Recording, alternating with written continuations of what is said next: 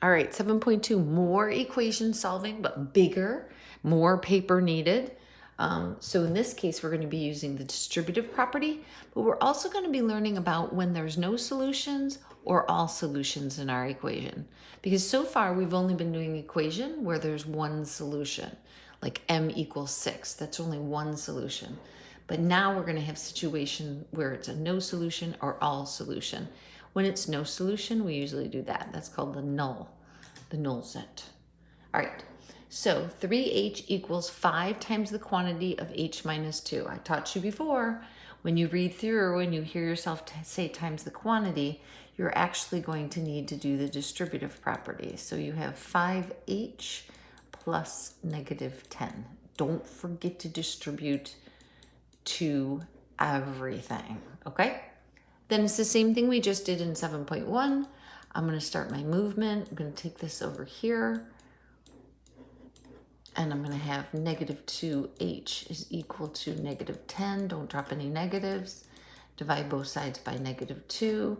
H is equal to positive 5. And then you take and check it. 3 times 5 is 15 on the left side. And then 5 times 5 plus 2.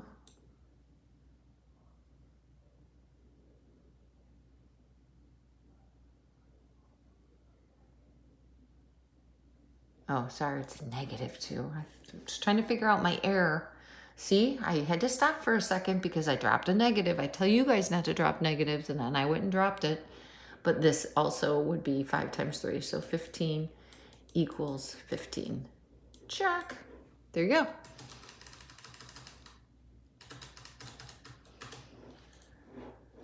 Ooh, distributive property on both sides with the decimal. That's exciting.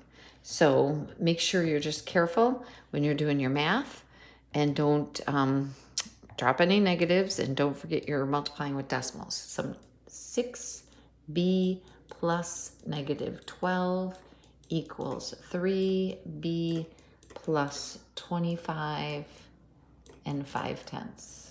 And then make your movement. Take that 3b over here.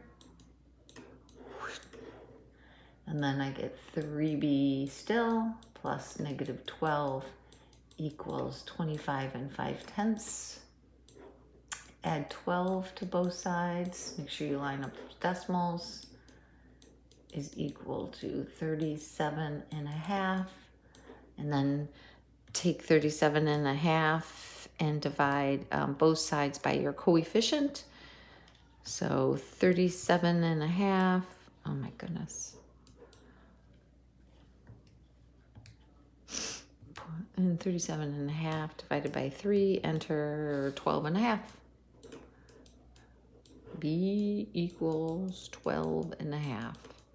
And then go ahead and check it. I know the check step is long. So on a test or a quiz, because time is of an essence, you need to show all of these steps. But if you abandon the check step, that's fine. Just know, there's a decimal in here, by the way.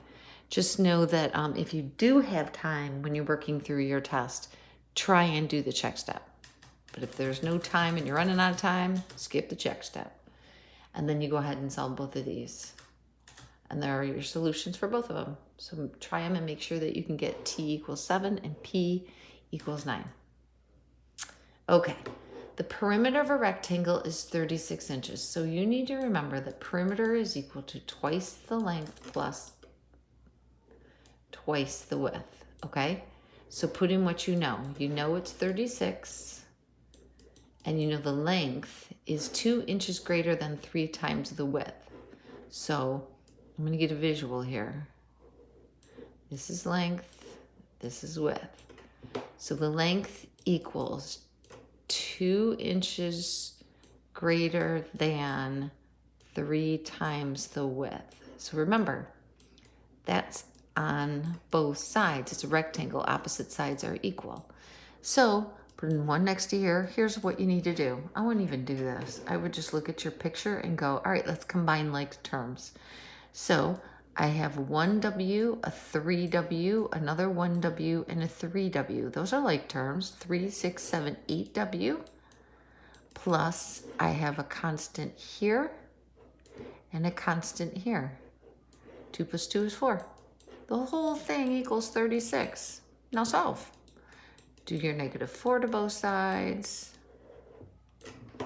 And then you have 32 is equal to 8w. Divide both sides by 8.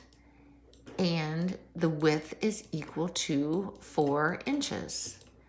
The length is equal to 3 times 4 plus 2. Remember, it's 2 inches greater than 3 times the width. So 14 inches. There you go. So again, I wouldn't even do the formula. I would draw the picture and then combine your like terms. So much easier to do it that way. Or you can do it all like that. So same thing, draw your picture. Say this is length and this is width. You know the perimeter is equal to, all right? The length again is 2 feet less than twice the width. So 2w minus 2, and there's is 1, and this is 1w. So 2, 3, 4, 5, 6w plus -4, and then you solve. Add 4 to both sides. So 30 equals 6w. Divide both sides by 6. And you can see that your width is equal to 5. And your length is equal to, by the way, 5 feet is equal to 2 times what you got for the width minus 2. So 10 minus 2 is 8 feet. There you go. Not that hard. Same thing, we're solving this equation. Draw your line. Oh, something's weird here though. Because look at, if I added a -4x to both sides, it's like, well, wait a minute, that equals 0, and well, that equals 0. So I'm left with -3/10 equals 9/10. Is that true? No, that's not true. So this one is no solution. We can say it's the empty set, or we can say it's null. Okay? That's a no solution. Okay, this one, I can notice it right away. Can't you see these two are the same? That's going to cancel that. And I'm going to be left with 16 equals -12. No, it doesn't. So no solution or empty set. This one, 12x minus 6, hello, forgot the x, plus -6 plus 15 equals 12x plus 9.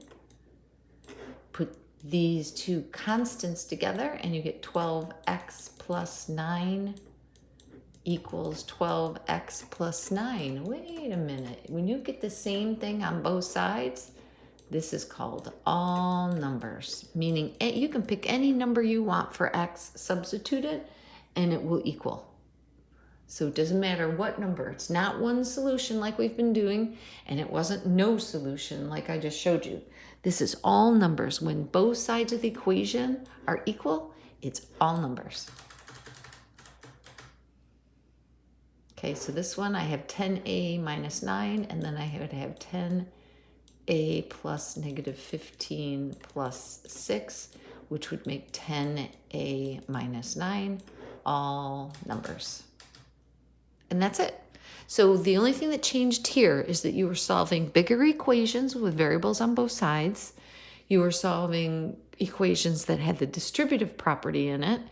And you learned that sometimes an equation can be no solution if the constants don't equal each other and the variables cancel each other out, or it can be all numbers if both sides of the equation are equal. Good luck. You'll need lots of paper.